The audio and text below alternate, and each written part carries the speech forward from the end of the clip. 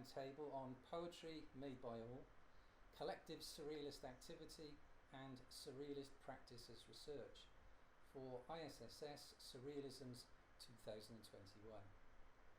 My name is Dr. Darren Thomas, and I'm delighted to be chairing this roundtable with other members of La Sirena Surrealist Group, Doug Campbell, Taya King and Dinah Kopp.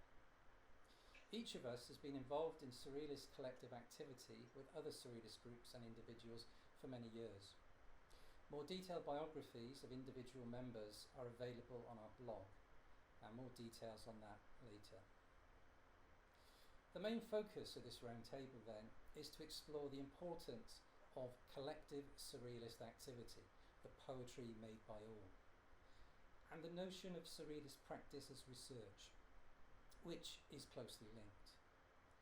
Briefly, we argue that the artworks produced by surrealists, either individually or collectively, are seen as documents of the research as well as research tools, thinking through art, so to speak. And crucially, they are deeply connected with Andre Breton's famous dictum, "Transform the world," Marx said, "change life," Rimbaud said. These two watchwords are one for us.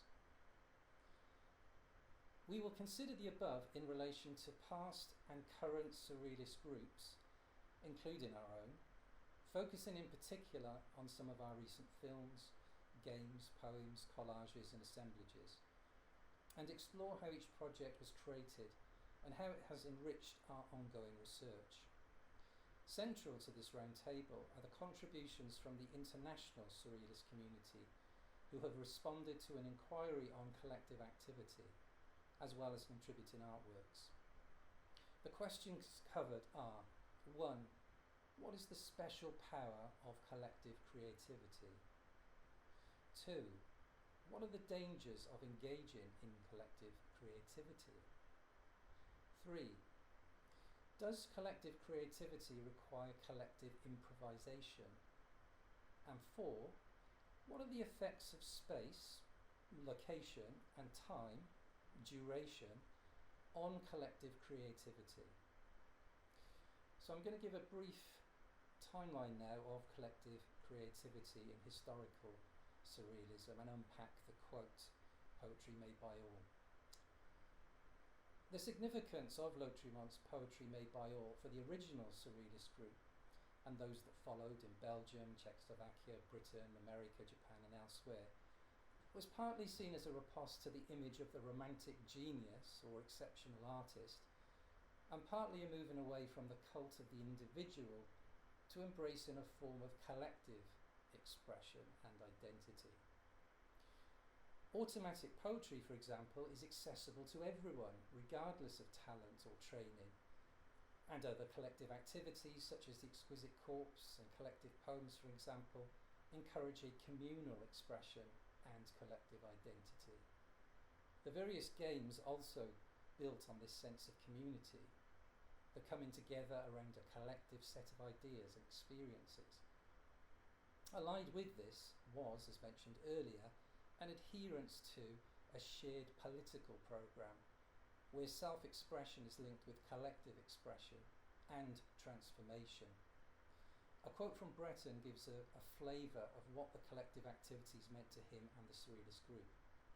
And I quote, "Although automatism remained the founding principle of surrealism, collective games helped to enhance the dynamics of the movement, valued not only as a mode of relaxation, but also a form of research, their results carefully documented and preserved and frequently published in surrealist reviews.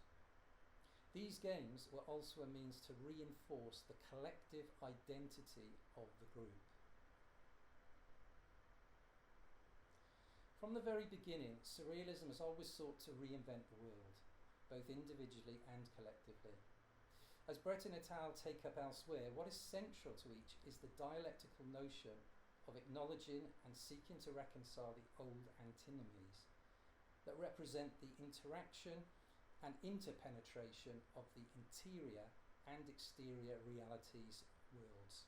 This movement between interior and exterior worlds is brilliantly documented in Breton's notion of the communicating vessels, and is a form of travel, inner and outer in a dialectic. Indeed, the Surrealist Adventure is a tale of voyaging, of exploration and discovery. This voyage is both a solo voyage as an individual and a collective voyage as part of a group. It is a combination of both external, physical and internal imaginary journeys moving between conscious and unconscious states and differing degrees of mobility and immobility.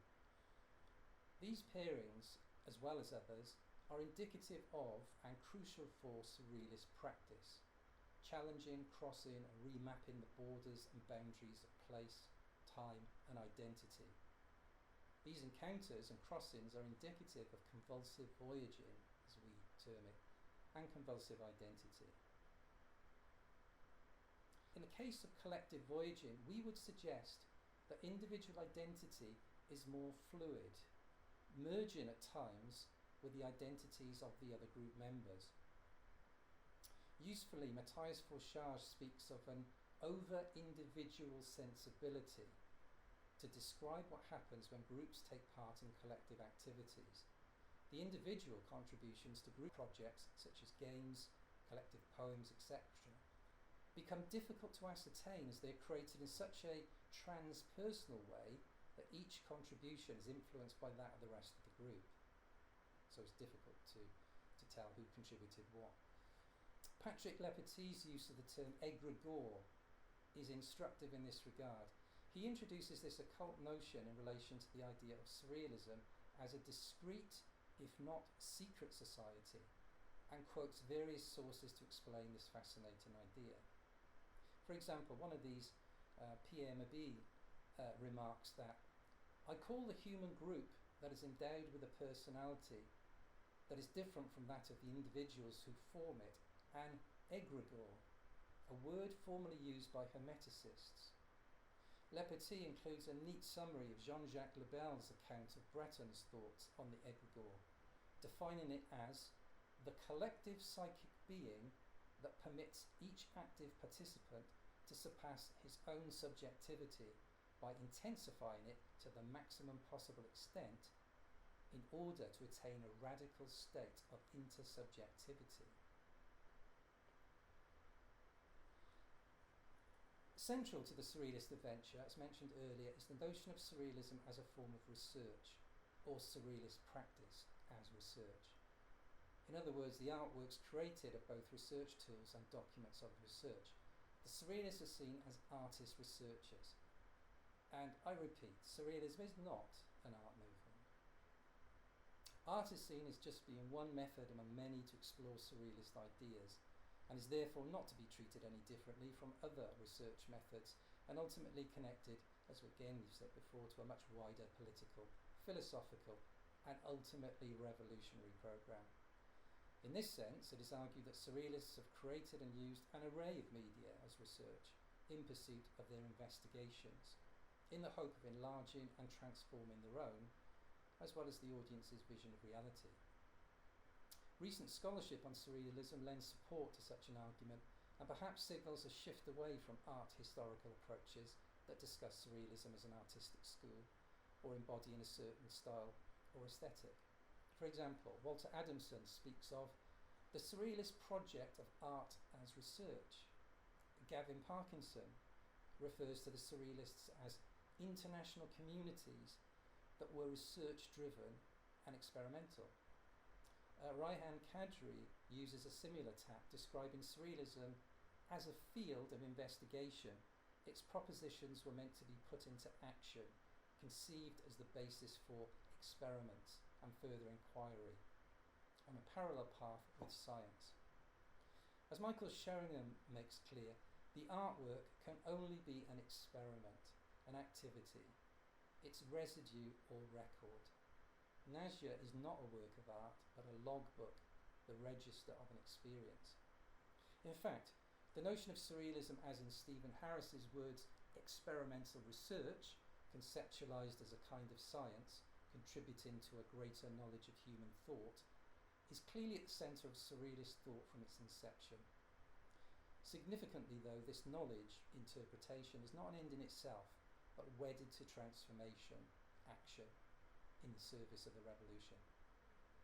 It should also be noted, of course, that the ISSS echoes many of these statements in its mission statement and providing platforms, including this very conference, to share this research, and also recognising that Surrealism is very much a contemporary movement. In fact, a quote from the mission statement of the ISSS. Our mission is to foster the exchange of ideas between and among practicing artists and writers and the scholarly community, for whom Surrealism, past and present, is a field of ongoing inquiry. I would now like to call on Doug to discuss the findings of the inquiry on collective activity. This was shared with members of the international Surrealist community. Over to you, Doug. Thank you, Darren. The first question that we asked, as you'll remember, was, what is the special power of collective creativity? Nelly Sanchez, one of our respondents, said, collective creativity has more than one special power. This is certainly true, but nevertheless, there were definite strong commonalities in the responses that we received around this question. People spoke of a sense of release, liberation, slackening of alienation, and the release of creative energies, ideas bouncing off each other, allowing for the introduction of chance in a mutually supportive atmosphere. A comparison was made with jazz, one that will recur as we go through these questions, and one that seems to be quite useful. On a deeper level, some spoke of disruption of the ego, of a shared identity or semi-identity, competition giving way to intersubjectivity.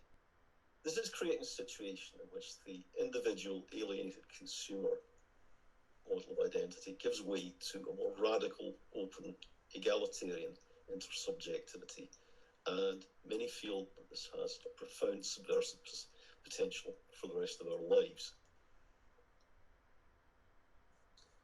In terms of the second question, what are the dangers of engaging in collective creativity? A couple of respondents said very firmly they saw no dangers in collective creativity. Others spoke of disappointing results.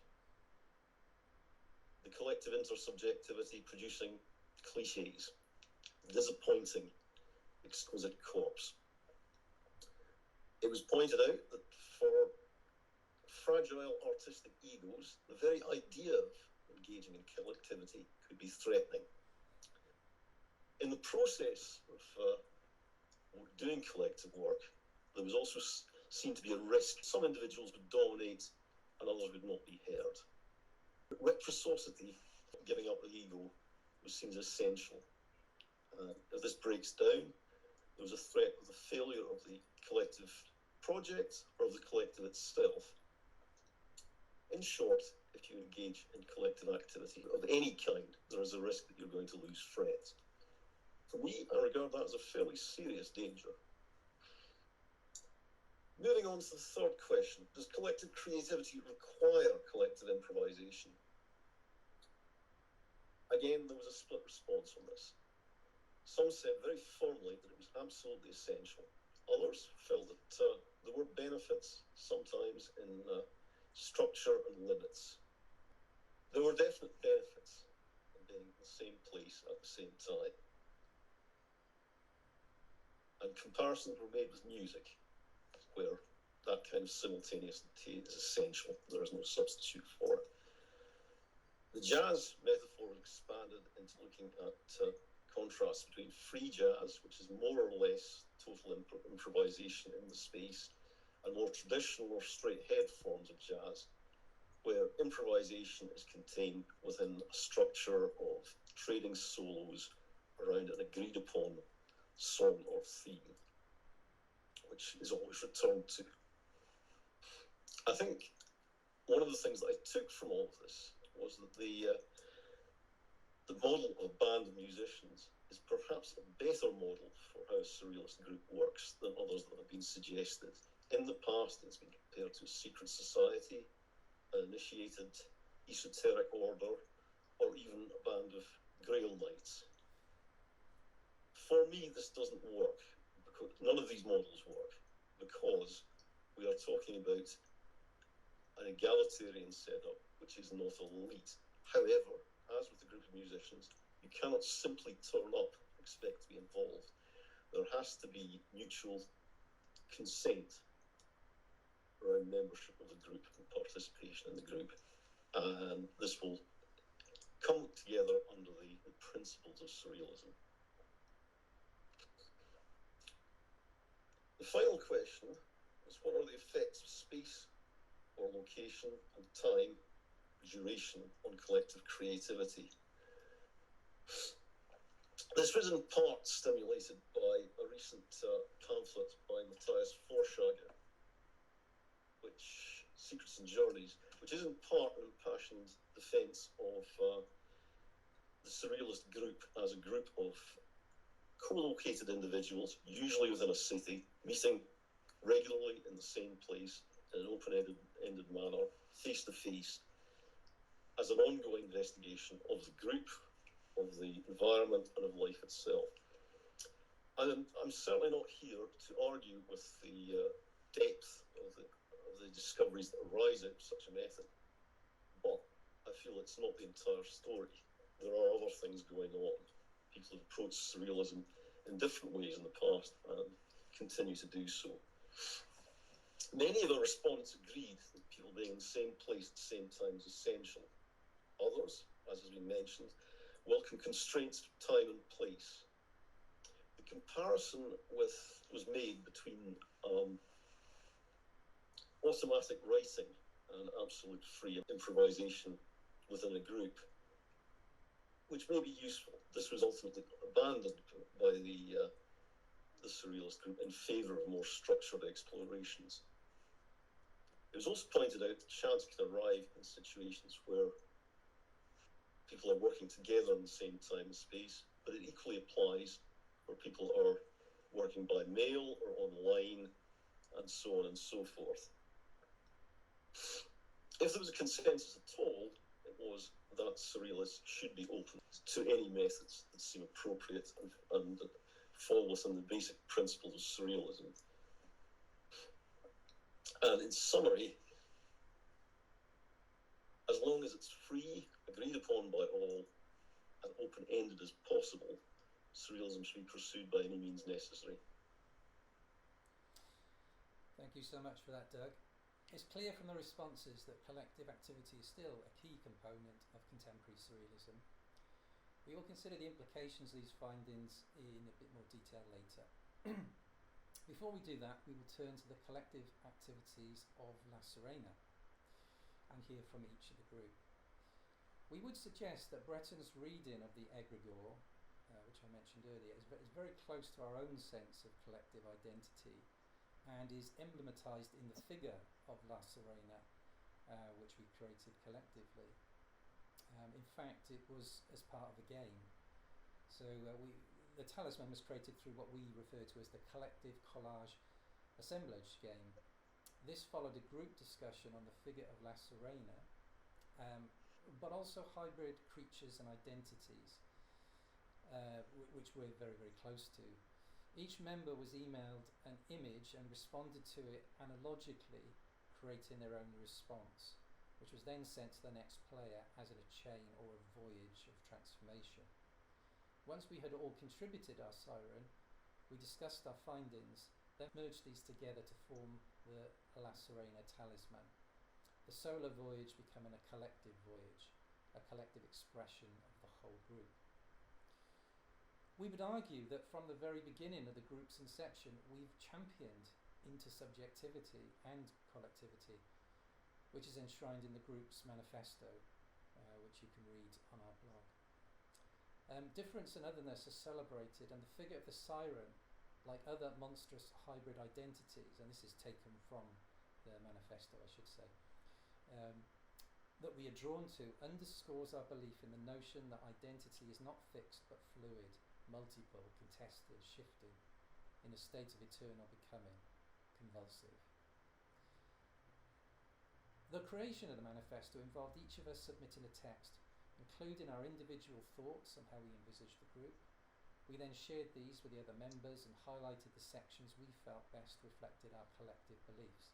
It actually was quite easy to collate these because we all felt very much in tune with what each of us had written. I'm now going to go on to look at other examples of collective activity by the group, and in a moment I'm going to introduce Dinah to talk more about it. I'm just going to mention a few of these first, and I think some of the group will probably chip in here. One of the most successful examples of collective activity have been the two films we all contributed to. The first one, La Femme Retrouve, and the second, La Femme Automatique, which were both directed and written by Taya King in our group. I was involved in co-writing the second one, but essentially they become, as I say, the films also embody many ideas we've already discussed, particularly through the collective poems we created, which serve as the film's voiceovers, and the collages we each produced were combined to form montage sequences in both films. We've constantly reflected on the films, offering thoughts and ideas in group meetings and through ongoing discussions via email. We've been particularly interested in how the female protagonists in the films attempt to negotiate and break free from patriarchal domination. What has been especially fascinating is the ways in which we each intersubjectively connected with the protagonists and their plight in the diegetic world of the films, and how this has unified the group further through discussion of the very real barriers and prejudice affecting female members of the group in quotidian reality. Do you want to say something? Yeah, I don't want to say too much and step on Dinah's toes because she will go into more depth about the films later. But I think what is particularly striking to me is that, well, the films truly are collective activity in absolutely every aspect. And it's quite amazing actually, because these were two films made during the height of a global pandemic, and our group is very geographically scattered. It includes different time zones as well, and despite those very real barriers, we were able to produce these two films. And film in particular in all the arts is probably the most difficult. Well, it's difficult to collaborate on anyway, even more difficult with, as I just said, the aforementioned barriers.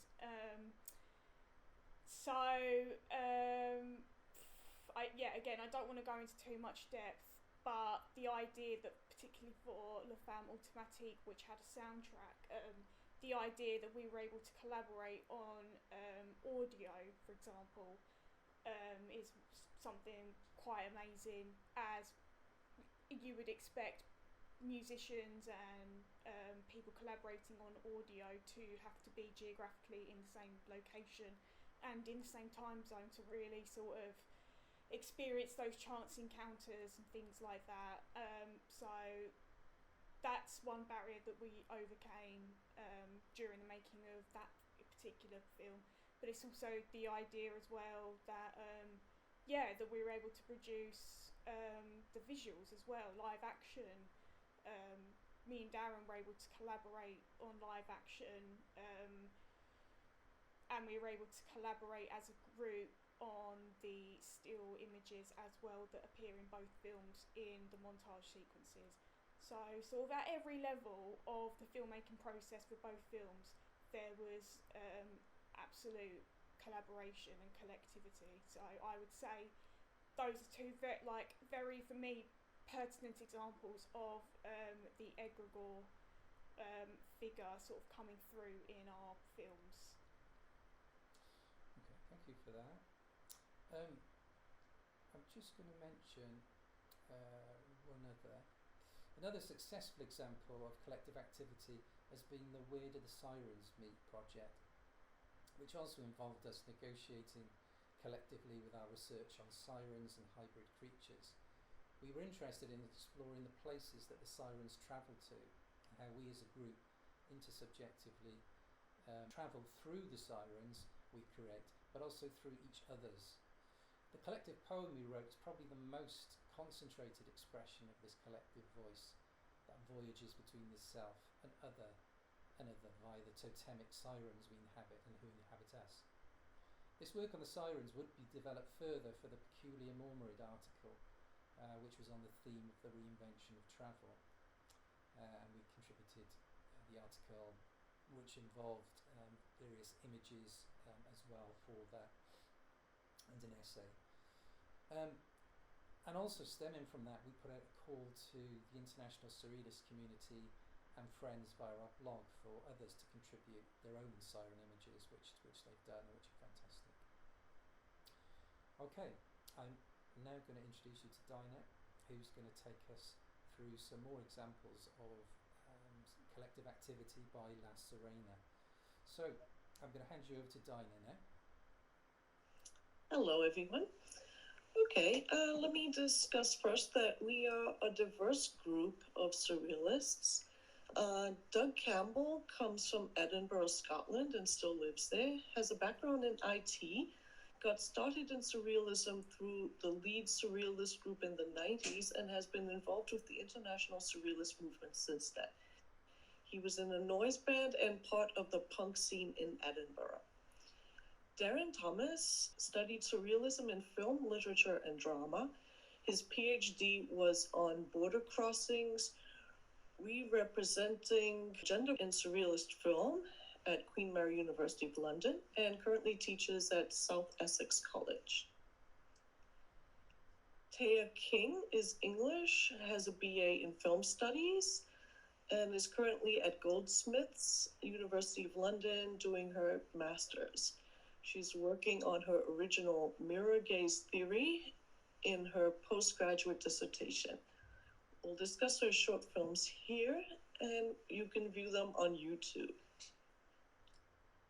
Myself, I am a Lithuanian Colombian American. I have one degree in theater costuming and biology, another in gender studies and psychology. I split my time between Chicago and Germany, and I speak German, Russian, French, Lithuanian, Spanish, and English. So if anybody speaks these languages and wants to talk with us, you can always reach us through our blog, and you are free to write in those languages. I can read all of them. I'm also a member of the surrealist electronic band Hypnagogic Telegram. Okay, one of our early collaborations was a collage assemblage game. This came from a talk about sirens and hybrid creatures. It started with each member emailing an image to another who then responded to it. We selected one of these images as the logo of the group. I created the assemblage, Doug created the background, and Taya and Darren did the lettering. In our short film, La Femme Automatique, we present a woman removing patriarchal restraints symbolized by a corset. She literally finds the key to her agency and removes the corset, undoes her updo hairdo, and wipes away her makeup. This brings about her metamorphosis into a new woman. Teo was the director, scriptwriter, set designer, and editor. Darren was assistant director, co-writer, and narrator. All members of the group created multiple collages which were inserted into the film. We met virtually via Google Meet on a weekly basis, and in one such meeting, we created automatic writing on the theme of La Femme Automatique. Taya and Darren read those lines out in the film. Honorary mention goes to Taya's sister, Abby Webb, who narrates and stars in the piece. The musical soundtrack was written and performed by Fred Kopp, and the music files were sent via email as MP3s. We researched images of women as robotic, constructed entities, the robot in the German expressionist film Metropolis, 1926, being one such example. The feminine trope and identity being a man-made construct. We then explored how the female entity can be deconstructed and reconstructed into another form. And since we worked on that film remotely, that brings us to the question of what are the effects of space, location, and time duration on collective creativity. Since the advent of COVID, meeting in the same place has been severely restricted. The fact that La Sirena's members are scattered geographically makes it easier, schedules permitting, to meet in a virtual space. We plan to meet face-to-face in the near future, but plan to continue meeting virtually after that. This, of course, affects us because we can't have chance encounters on the way to a meeting, for example. And we have such things like technical difficulties and energy levels, since we're in different time zones, that create hiccups in communication. Another example of our collective activity are poems and collages in Where the Sirens Meet. Everyone submitted collages on the theme.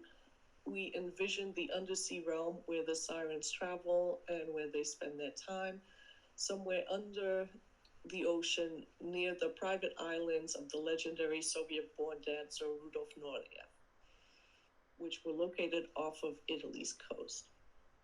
Taya and Darren submitted a few collages that they created together.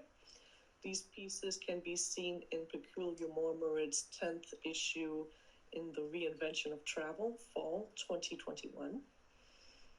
And an example of that work is in Transformation Chamber collage by Darren and Taya. We researched lavish interiors and derelict ruins, as well as marine life, to help bring that vision to life. For example, I had researched images from Russian illustrator and scenic designer Ivan Bilibin to create as backdrops, as if the sirens swim through an underwater stage. An example of that would be Bilibin's Dream, which is a collage I made. We had a virtual meeting with Surrealist, the Surrealist group of Liverpool, and engaged in the collective automatic game of Scrap Collage Challenge. Each of us had a set of pictures, which we assembled into collages as we spoke and interacted with each other. Slim Smith of Surrealist contributed some lovely pieces, which can be viewed along with pieces by La Sirena on our website. A collective submission to the International Exhibition of Surrealism, which will take place in Cairo and then move on to Saint-Cirque-la-Popie, which is the former home of André Breton in France. That will be happening, the exhibit in Cairo will be happening in February, to the best of our knowledge, COVID permitting. And there's no set date yet for the French version, but that should be probably late spring, summer. We sent work both as a group and as individuals. Our collective work was the film La Femme Automatique and La Femme Retrouvée. What is the special power of collective creativity? Well, for La Sirena, that is that each member has a voice and can bring their unique background and experience to create something together with the group. Doug has an excellent eye for uniqueness and musical background, and Darren and Taya each have a background in film, whereas I have a background in music and costume design. This results in the magical, wondrous space of La Sirena. It's like members of a band creating a song. Fellow Colombian surrealist Luis Fernando Cartas Acosta, who lives in Medellin, Colombia, my father's home country, talks about degrees of participation and each member contributing according to their abilities. I think that certainly holds true for our group. Does collective creativity require collective improvisation? Lisa Stock, a magic realist filmmaker who responded to our inquiry for this roundtable, stated that the elements of shoot day, such as a sudden gust of wind, an unplanned sound from nature, or other such chance events, can change the mood of a scene. These types of random encounters force actors and the director to improvise. That was the case with La Femme Retrouvée, because it was shot outdoors at the seaside with bird sounds and gusts of wind. Lisa also mentioned how time and space affect her film Titania, because it was filmed over the course of 10 years, with her actors, of course, aging during that process and bringing in their own experience as they go through life. And with La Sirena, we also bring experience learned from isolation due to COVID and sometimes frustration as well, and from our own individual unique cultural backgrounds. What are the dangers of engaging in collective inquiry? Sometimes people are shy or egotistical and can create an imbalance within a group. Disagreements and misunderstandings are common in any group or activity, and collective activity and inquiry is certainly no exception. And with that, I conclude my talk. Many thanks, Dinah, and thanks to all my fellow Sirens, Doug and Taya. I would like to conclude now by trying to draw together the main findings of the inquiry and to consider the similarities and differences between collective activity in historical surrealism and contemporary surrealism. 1.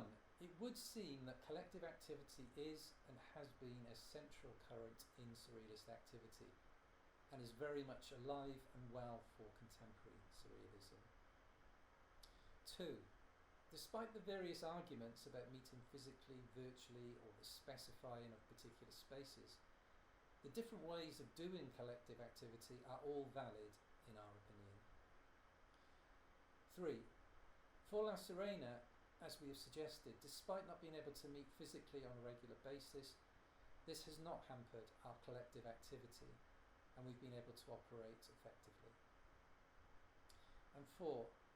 We feel close to Breton's notion of egregore and believe that our individual voices are heard and valued and are echoed in our collective voice and our collective identity.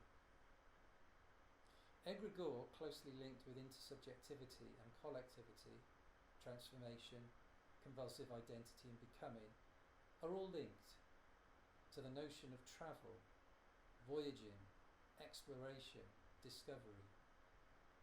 In each case, the figure of the crossing carries with it a sense of transgressing imaginary frontiers, borders and boundaries that imply fixity, the familiar and the known, in favour of exchange, intersection, crossroads, dialogue and fluidity. Indeed, it is our belief that the figure of the collective voyage, like the notion of the point supreme that Breton talks of, underpinned as it is by the dialectic, must be an ongoing process of discovery and continual transformation and becoming that can never be resolved or fully known. Existence is elsewhere, as Breton once said. Thank you once again to all members of La Sirena, to the ISSS for organising this conference, and of course thanks to you, the audience, for watching, and we hope that you enjoyed it. Don't forget to view our supplementary materials document created for this roundtable, which contains links to our films, articles, blog, the inquiry and responses.